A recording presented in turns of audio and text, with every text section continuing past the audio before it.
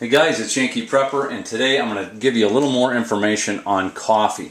You know, I like to start a lot of my videos off with simple statements, and I do that to make a point. And that's what I did here. In the beginning of this video, the statement was, I buy my hamburgers in the US. And what does that tell you? Well, it doesn't tell you much. There are millions and millions and millions of places to buy a hamburger in the US. And the quality of those hamburgers vary greatly from place to place. Some are no better than dog food, and some are awesome. Now, if I were to use popularity as an indicator or a barometer on which hamburger to buy in the US, then I'm really screwed. And this culture oftentimes does that. It equates popularity with quality or what to do. I don't do that, but my culture oftentimes does. And if I were to pick popularity on which hamburger I should buy in the US, then I would go to a McDonald's. Now, I think McDonald's is a little bit above dog food.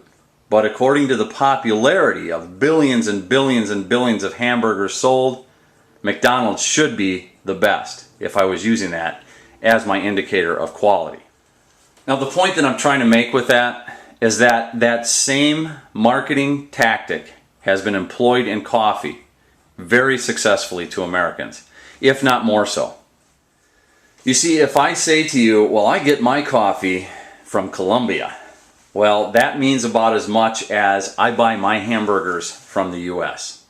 There are over 500,000 farms in Colombia alone. The great majority of Colombian coffee is low-grade coffee. That's what you're getting out of Folgers. You're getting very lowland, mechanically picked, chemically doused coffee from Colombia. That's the truth. So the reason why I picked Folgers is because they say, well, Colombian grown. And to the average American that doesn't care or doesn't know any better, hey, it's Colombian grown. Juan Valdez picked this. They have no idea that that coffee is grown in some of the worst places to grow coffee. It's mechanically picked because they don't care, and it's chemically doused. It's some of the worst stuff that you can drink. You see, fine coffee needs three things for sure. It needs high altitude, it needs rich organic soil, preferably volcanic, and it needs just the right amount of water. And you find that trio of things that coffee needs, fine coffee, on the sides of mountains. And there's only so many regions in the world that will yield those three things to give you fine coffee. The majority of coffee grown in the world is grown for one market. It's crappy coffee, and they love to sell it to Americans. Here's something that you may not know as well. Coffee is the second most traded commodity in the world. And it's been one of the top commodities in the world for a long time. It's second right now only to oil. And that is absolutely amazing when you think about it. Coffee is not a food source that some culture depends on. It's not wheat or corn or rice. And it is not a fuel source that a country depends on to move its wheels of industry. Coffee is something that people have wanted and traded for hundreds of years. There's so many benefits to coffee that it's been incorporated almost into every single culture on earth. The current times we live in are what I would consider the dark ages of coffee, and one market made that possible, and that is the US market. You see, the top three producers of coffee in the world right now are Brazil, Vietnam, and Indonesia. Now, there are some very fine coffees produced in Brazil as well. But Brazil has become like the Aldi's or Walmart of coffee. They are hacking down forests as fast as they can to grow coffee, a cheap coffee, a lowland, low-grade coffee, and fill up as many boats as they can and send it off to the country that'll buy as much low-grade coffee as possible, and that's the US. Indonesia and Vietnam have never been in the coffee trade. The US is the one that made the coffee trade possible in Indonesia and Vietnam. And Vietnam is nothing but wetland coffee, low grade. Most of it is Robusta, low end coffee. And this is what goes into like 8 o'clock coffee and all these, canned, no name brands. It's just the worst crap you can get. You need these low grade coffees produced in these 3 countries to provide all the shitty coffee that US citizens want and drink every day. All of these giant low grade crap coffees that are being produced are all mechanically picked. They don't care what happens to the machines. A lot of the plants are Robusta plants anyway. They're not Arabica beans. They douse them with chemicals. I mean, these things are soaked in chemicals. They don't care what's ripe and what's not ripe. They just bring the machines in once they get to a certain point and pick all the beans off them. That's what goes into all this crap coffee, all this canned crap, all this Maxwell House, all this junk coffee. These are the 3 main producers of that. That's how they produce it for you. They just hack down whatever lowlands they can get into, plant coffee trees, grow as many beans as they can, and ship them off to the US for you to drink. Now, I could buy green beans, okay, from Indonesia or Vietnam or Brazil all day long at 50 cents a pound. I could have them brought in by the boatload, and I could sell that all day long on the American market for 6, maybe 7, maybe 5 if I wanted to, a pound. People would buy them up. McGarvey's would buy it up. People would buy it up thinking they got green beans from, it's got to be fresh. And in fact, they're getting the crappiest coffee on earth. And the guys that are selling this shitty coffee are getting the most amount of income for it. They have the greatest market they've ever had for shitty coffee. They can buy it for 50 cents a pound. They can sell it for $6 or $7 to the Americans. It's like, oh, the Americans make this shitty coffee. The Americans will eat it. They will drink it. Yes, we have the perfect market for shitty coffee. Yes. You see, Americans have really changed the market in coffee in the same way that we changed the market in crappy food, crappy beer. I mean, we make the worst crap on earth to eat and drink. It's true. We just love paying the least amount for the crappiest stuff we can get.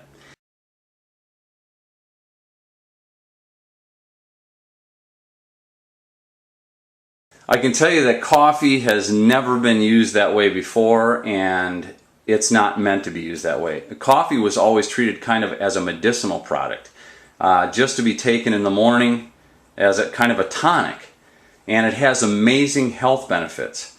But the way my culture uses coffee, it has destroyed all those benefits. It's actually made it almost into a drug, which seems right along with the American culture in general. If we're having a problem, we just try to take care of it with a pill.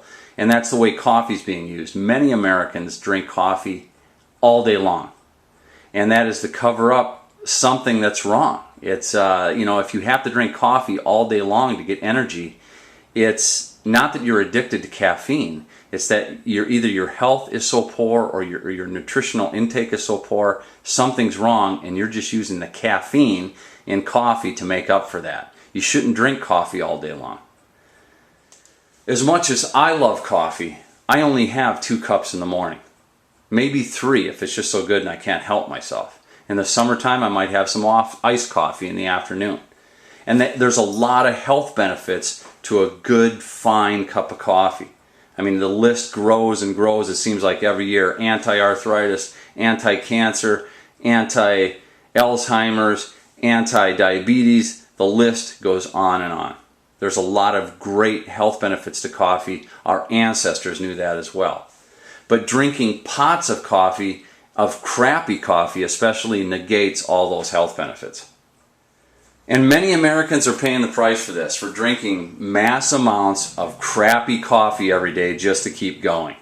That's why there's such a rise in digestive problems related to drinking this crappy coffee, acid reflux, the list goes on with that as well.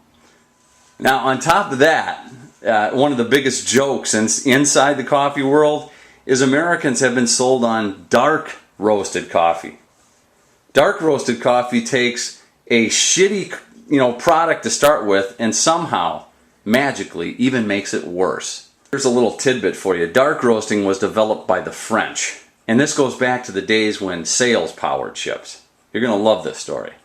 And back when they would be coming from the port of origin to the port that they were going to sell the coffee in, water would sometimes seep through the hulls and gather in the bottom, and it would soak into the bags of beans that were on the bottom.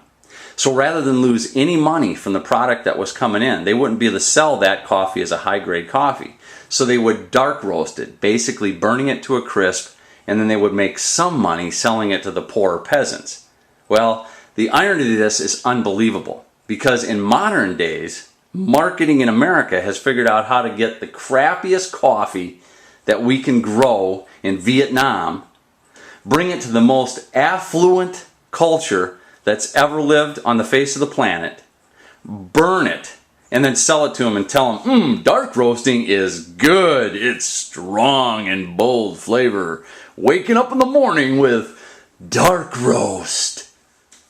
See, you would never dark roast a fine coffee because that burns away all the flavors that makes that a fine coffee. But you have to dark roast crappy coffee because you don't want to taste that coffee. It tastes like shit. You see?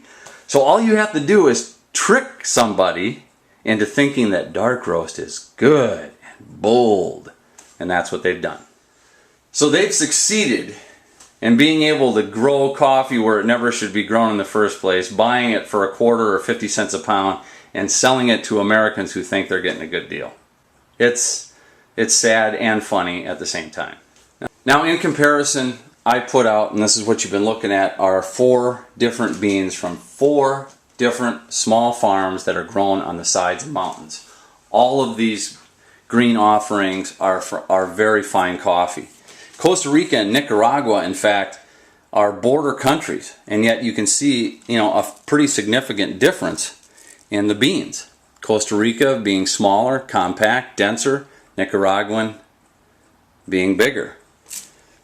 It's even more evident. This is Tanzania, which is a pea berry, and this is Yemen. There's color differences, there's smell differences. Coffees have a very wide variety of tastes, notes. All the offerings are different, and each one of these coffees would take a slightly different roast to bring out those notes. There's a huge difference in smells. Most green beans, like this Nicaraguan, if I smell it, I've got this sweet grass smell to most of these. Ethiopia, radically different. The smell of Ethiopia actually smells like cocoa and a little bit of sweetness. I even have my kids smell this, and their description of it is like candy. It smells like a chocolate bar. Tanzania, you can almost smell the citrus and almost a dryness to it. All of these have different personalities. And again, each one of these will take a slightly different roast. So why do the big companies like to dark roast? Because that is the only way that you can roast mass amounts of beans the same every time.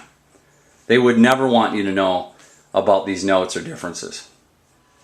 So when you're sourcing fine coffee, this is what you're looking for. You're looking for that small plantation, that small farm that's on the side of that mountain who, and at times, have been doing this for generations, literally hundreds of years of cultivating that fine coffee. And they have a hard time competing in a market, who's producing mass amounts of crap coffee to a culture that wants to pay the least amount for the crappiest product they can get. That's why fine coffee is such a niche market. It takes a different kind of mind, a different person that wants quality over quantity, and that doesn't fall for the mass marketing. See, if someone tells you that they don't drink coffee for the taste, I would say that person does not know what the hell they're talking about. In fact, I'd say they were a fool, and that they've never had a good cup of coffee. And if they tell you they drink it for the caffeine, I would say they were a fool again. Because coffee is one of the most inefficient ways to get caffeine. I suppose unless you're drinking it pot after pot all day long. There are certainly easier ways to get caffeine. Black tea has more caffeine in it than black coffee. Or you could simply buy caffeine pills. Then you wouldn't have to taste the shitty coffee that you're drinking. I think that's why there has been such an explosion with all these junk drinks like 5 Hour Energy. It's full of synthetic caffeine, and you've got all Mountain Dew is taken off. People aren't drinking fine coffee because they don't know what it is. If you happen to have a local roaster in your area, there's a guy you could talk to about getting or sourcing good green beans. He should be interested in getting the best offerings that he can get his hands on to provide to you as your local roaster. Some may not be interested in selling you green beans, however, but those are the guys, if you want good coffee, that you should support. If you don't have a local roaster, I would like to be your source for green beans or good coffee. All of the coffees that I get, some of them, I've been to the farms myself, but all of the coffees that I get, I procure from good, fine coffee sources. These are small farms on the sides of mountains, at the ends of the earth in some cases. Some of you, in fact, have been asking me about Yemen Mocha and when am I going to get that in next, and I am working on getting some more offerings of that in. I've actually got 2 offerings on order, both from the Hirazi region from small farms. And when I get that in, I will release that information that I do have it in for sale on my website newsletter first. So if you want to be in on that, you got to sign up for that newsletter first. If there's any left, then I'll bring it to my channel. Yemen Mocha is actually a great example. Even in Yemen, there are industrial farms that are started up in the valleys, the low areas, where they sell, it's Yemen coffee, but it's not the Yemen Mocha coffee that's grown in these certain regions. There's only a couple regions in Yemen that it can be considered true Yemen Mocha coffee. There's tons of places you can grow coffee down in the valleys below, but it's not going to have the same flavor. I'm not the only one that carries Yemen Mocha, but if you do go out to pursue it, make sure you're getting what you want. It's the same with Colombia. You can buy Colombia from a lot of crappy farms, industrial farms. There's only a few regions in Colombia that you can truly get fine coffee. It's the same with Yemen Mocha. So when you're sourcing your green beans out there, from me, I can guarantee you that I'm going to get these from small farms. It's going to be fine coffee. If you're sourcing them elsewhere, make sure you're getting what you want. Some of you probably didn't want to know that. Sometimes ignorance is bliss, but this is the truth. There's a lot of shitty coffee being grown out there, and it's being marketed in all kinds of different ways, and there's a lot of people drinking shitty coffee. I'm not one of them.